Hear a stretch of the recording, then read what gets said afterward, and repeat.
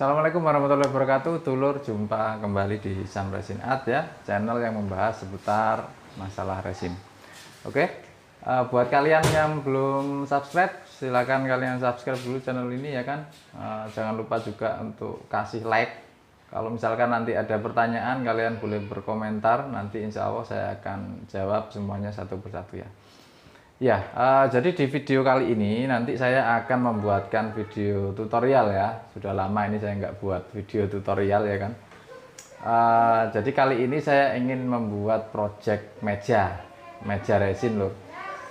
Untuk kayunya sini saya memakai kayu kelengkeng ini ya. Ini kayu kelengkeng. Dan untuk resinnya yang saya pakai nantinya itu adalah resin jenis epoksi ya. Produk dari Propan ya, produknya seperti ini kalau kemasan literannya ya kan. Jadi produk ini ada dua komponen lur ya. Dia ada base nya epoksi sama hardener. Hardener itu fungsinya untuk mengeraskan epoksinya tadi itu. Untuk komposisi atau mixing rasionya itu 2:1. Jadi 2 itu untuk base nya atau epoksinya ya kan, 1 untuk hardener. Misalkan contohnya kalian mau ngaduk atau mixing base-nya ini 100 gram gitu ya. Kalau ini 100 gram berarti ini hardenernya cuman butuh 50 gram. Nah, ada beberapa hal yang perlu kalian ketahui ya kan. Sebelum dicor, jangan lupa ini adalah bagian yang paling utama, yang paling penting ya. Paling penting itu ini. Nah, ini sebelum dicor, ini sebelumnya saya udah treatment dulu bagian yang nantinya akan kontak langsung dengan resin. Nah, kalau seperti ini kan bagian pinggirnya ini ya. Nah, ini namanya di treatment. Nah, apa itu treatment? Caranya bagaimana atau bahan resin yang dipakai apa aja ya kan? Itu saya juga sudah pernah buatkan videonya di video saya yang lainnya ya. Kalian bisa cari nanti atau nanti saya sertakan ini keterangannya di linknya, saya sertakan di kolom deskripsi. Kalian nanti bisa lihat semuanya satu persatu sehingga nanti kalau misalkan kalian praktek itu nanti untuk meminimalisir kegagalan ya. Lalu ya udah, selanjutnya kita langsung ngecor aja. Nah, untuk ngecor ini persiapan ngecor ya kan. Nggak ada salahnya kalau saya kasih tahu ini perlengkapannya apa saja yang dibutuhkan kalau kita mau ngecor. Oke, yang pertama saya mulai dari sini ya. Nah, ini biasanya saya pakai bor ya kan. Ini ada mixernya, stick mixer ya. Kalau resin epoksi ya, ini kan nanti saya mau pakai resin epoksi, jadi saya butuh ini adalah torch gun. Torch gun ini fungsinya nanti untuk menghilangkan gelembung yang ada di permukaannya aja. Jadi yang bisa dihilangkan gelembungnya sama torch gun ini hanya ada yang khusus yang di bagian permukaannya aja. Kalau yang gelembungnya masih di tengah nggak bisa pakai ini ya. Oke, terus yang ketiga ini timbangan. Jadi timbangan ini perlu ya. Supaya nanti komposisinya bisa pas atau tepat gitu. Terus ini ada tempat untuk mixingnya, untuk tempat ngaduknya nanti ya. Jangan lupa ini lur, stick ya. Jadi meskipun sudah diaduk pakai itu tadi ya, pakai bor itu, pertama kita pakai bor ya kan. Jangan lupa ini fungsinya untuk untuk ngaduk yang bagian pinggirnya ini loh. Jadi di pinggir wadah ini biasanya kan resin itu kan nempelnya situ. Nah, itu biasanya nggak bisa terjangkau oleh adukan yang ini tadi, yang pakai mesin bor ini tadi. Jadi itu harus diaduk manual pakai ini. Nah, tinggal gini aja. Ya, nanti untuk prakteknya nanti saya akan demokan pada waktu kita mengerjakan ini ya. Terus ini jangan lupa ini juga water pass. Ini fungsinya untuk meratakan ya. Jadi kalau bisa ini posisi meja yang mau buat kalian ngecor itu posisinya harus benar-benar rata atau flat. Sampai kalau misalkan sampai miring sebelah gitu ya, nanti cairannya akan tebal sebelah gitu kan. Karena ini kan bentuknya cairan dulu ya. Awalnya cairan baru nanti akan mengental gitu dan akan keras. Sepertinya udah ya, itu ya. materinya. Sekarang kita langsung aja praktek, oke? Baik, sekarang langsung kita mix untuk epoksinya ya. Kita tuang dulu bagian epoksi, lalu hardener dengan perbandingan 2:1. Setelah itu kita aduk memakai bor. Jangan lupa juga kita aduk pakai stick pinggir-pinggirnya itu. Lalu baru deh kita tuang ke media. Setelah itu tunggu sebentar, kita torch gun, kita hilangkan gelembung yang di permukaannya. Oke alur ya, jadi itu tadi udah selesai saya lakukan penuangan pertama ya kan. Kenapa saya buat beberapa kali tuang meskipun ini saya pakai epoksi ya, karena mungkin kalau kita lihat atau mungkin kalian pernah lihat video-video konten di luar sana ya, di luar negeri, itu kebanyakan kan memang banyak yang langsung sekali tuang seperti itu ya. Mereka pakai jenis epoksi yang deep casting. Jadi jenis deep casting itu adalah ini apa, kalau untuk karakternya, karakter dari epoksi deep casting itu adalah dia itu ini apa, adem, nggak begitu dalam proses pengeringan, dia itu nggak begitu panas lur. Jadi reaksinya itu nggak begitu panas. Beda dengan epoksi yang biasa, bukan epoksi deep casting ya. Nah itu alasannya kenapa saya nggak berani langsung sekali tuang untuk epoksi yang saya pakai ini ya kan. Ya kalau pakai deep casting sih is oke. Ini tadi langsung saya tuang 3 cm juga nggak ada masalah. Tetapi kalau untuk harganya untuk deep casting itu sangat mahal sekali loh. Jadi ini aja mungkin kita udah ini ya, udah agak mahal dibandingkan dengan resin polyester ya. Karena memang kualitas dari epoksi ini harus saya akui memang dia itu lebih bagus, lebih kuat gitu. Oke ya, jadi setelah ini tadi dituang ya kan, lalu saya torch tadi, sudah ditorch ya kan, dibiarkan saja nanti itu gelembung-gelembung, buih-buih, tersisa buih-buih itu tadi kan masih ada sebagian yang masih di tengah ya.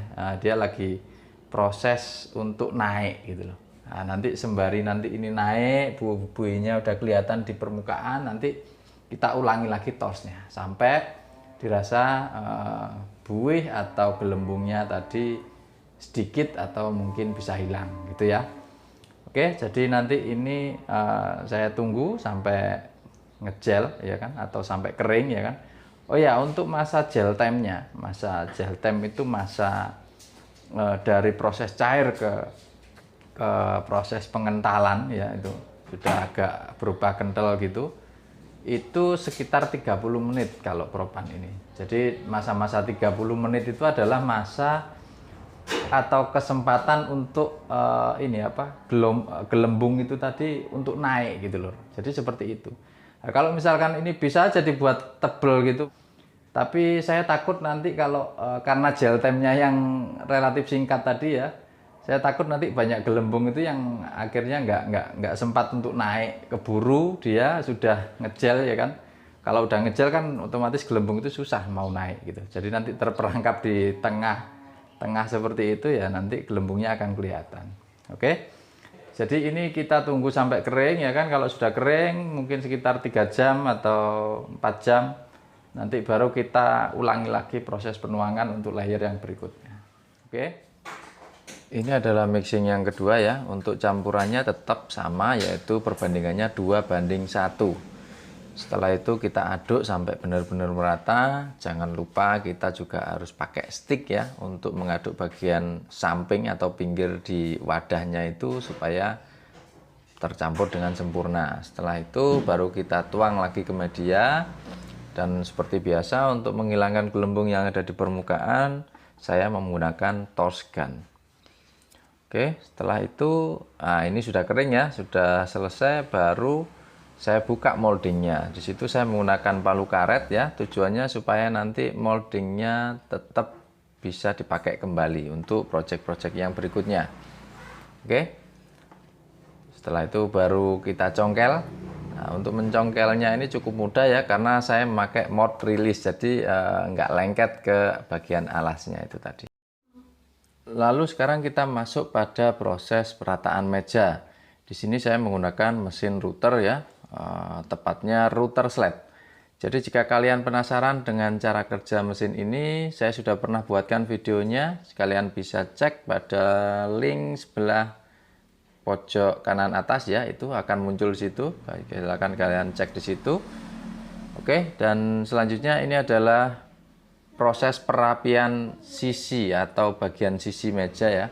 Karena biasanya saya memang melebihkan ukurannya. Jadi kita rapikan lagi dengan memakai mesin circular saw. Oke lor, jadi seperti yang sudah kalian lihat ya, saya tadi udah selesai meratakan ini pakai router itu ya. Terus saya juga udah merapikan ini ukurannya ya kan, pinggir-pinggirnya ini sudah saya potong pakai circular saw tadi. Lalu langkah selanjutnya adalah kita masuk ke bagian pengamplasan. Oke, untuk pengamplasan ini ada, saya punya dua mesin amplas ya di sini ya. Saya punya yang model bulat kayak gini. Ini namanya orbital sander lur. Dan ini yang model kotak ini juga sama orbital sander. Cuman cara kerjanya dia beda. Kalau yang ini itu dia semacam kayak berputar ya, tapi nguyek gitu. Apa ya istilahnya? Ya orbital gitu loh. Beda dengan rotari. Kalau putaran gerenda itu ya, gerenda itu namanya rotari. Kalau yang ini namanya orbital. Jadi tetap berputar, cuman sedikit nguyek gini. Nah, jadi nanti hasilnya nggak akan kelihatan, baret amplasnya itu nggak kelihatan kalau pakai ini. Oke. Untuk saran saya, ya kan, dari pengalaman saya pribadi, lebih baik kalau misalkan kalian ingin membeli mesin amplas ya kan, kalian pakai yang model kayak gini. Ini orbital sander yang model bulat seperti ini lebih bagus hasilnya daripada yang ini.